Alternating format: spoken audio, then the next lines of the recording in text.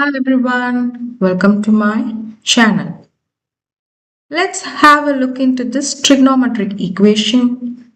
Here they're asking us to solve 2 cos square theta minus cos theta minus 1 is equal to 0. For theta lies between 0 degree to 360 degree. That means one full complete revolution. Now here how to solve this? If it's our usual kind of trigonometric function means we will be thinking about the angles and based on that we'll try to figure out. But here they have given us a power of 2 and then a cos theta and then a constant like that they have given. So whenever a power of 2 appears before us, we can think about making them as a quadratic equation here. If we assume that as a quadratic equation, we can solve further and we will be able to get the solutions. That means we are going to assume our cos theta to be some variable. Let us assume cos theta to be y. Now we are going to substitute this in the given equation. So that becomes 2y square minus y minus 1 is equal to 0. Now it has become a quadratic equation, that too a non-monic quadratic. That means a constant is lying in front of our y square. So how to treat them means we need to multiply this 2 with our constant at the back, which is minus 1. So 2 times minus 1 is minus 2. Now we need to think about its factors. We need to find the factors in such a way that is satisfying our middle coefficient also. Middle coefficient is actually minus 1. So 2 times 1 is 2. If we add them, we are getting 3. Actually, the middle coefficient is having minus 1. So that means any one of the value should have minus sign. We are going to put minus sign for our 2. So that if we subtract them, that becomes minus 1. Will give us minus 1. So minus 1 is satisfied here, and not only that, if we multiply that also we are getting negative 2 perfectly. Now we need to find two factors because the power is 2 and that too y plus or y minus like that.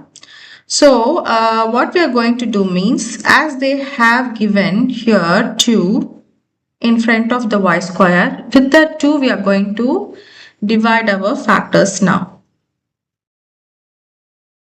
So here 2 goes into 2 one time, so that becomes negative 1. So that means the factor is y minus 1.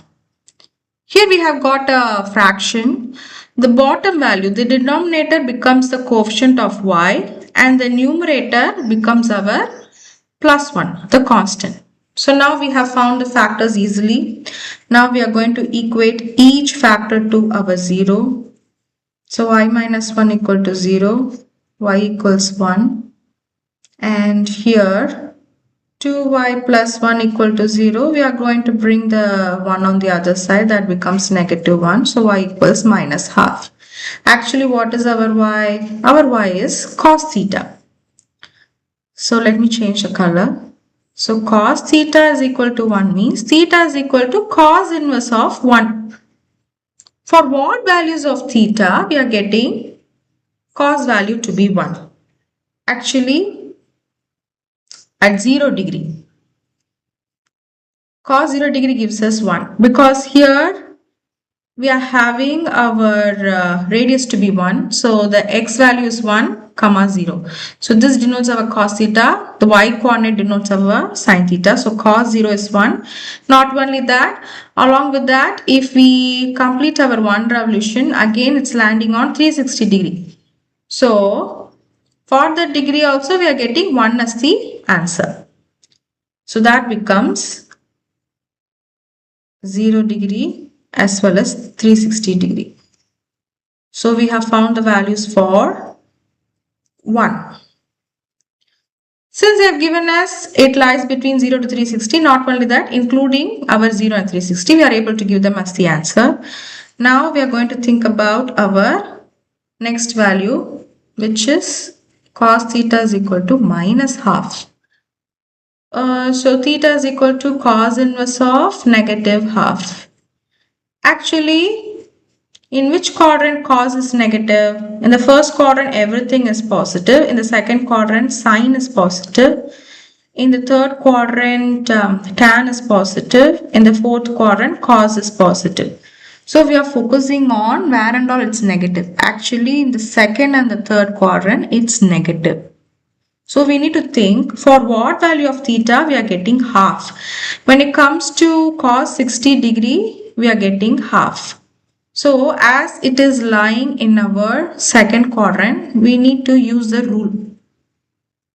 What rule? It is actually means reference angle.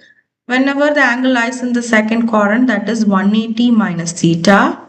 And for third quadrant, the rule says it is 180 plus theta. This is 180. So in the first and fourth quadrant, what the rule says means for the first quadrant it is simply theta, whatever angle we are getting. In the fourth quadrant, that is 360 minus theta. Anyway, we are focusing on the second and the fourth. So that we are going to use now. So 180 minus 60 will give us 120 degree. So for cos 120 degree, we are getting half as the answer.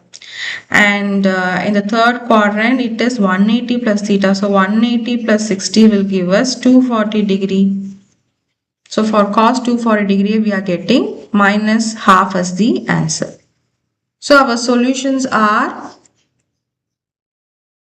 0, 120 degree, 240 degree, 360 degree. So these are the solutions for the given trigonometric equation. Suppose if they are asking in radian form, we can convert them directly to the radian form. So for that, what we should do means we have to use one formula. So how to convert means we need to multiply with pi over 180. So if you cancel that, you are getting 2 goes into 12 6 times. Here it is 9 times. Again we can cancel further. So 3 goes into 6 2 times and this is 3. So 2 pi over 3, and not only that, 360 we know that 2 pi, and 240 degree also again can be converted in terms of radian by multiplying with pi over 180. So if we cancel it, 3 goes into 24 8 times, here it is 6. Again we can simplify further. 2 goes into 8 4 times, here it is 3. So 4 pi over 3. So these are the solutions for the given trigonometric equation. Hope this video is useful to you. Thanks for watching. Happy mathing.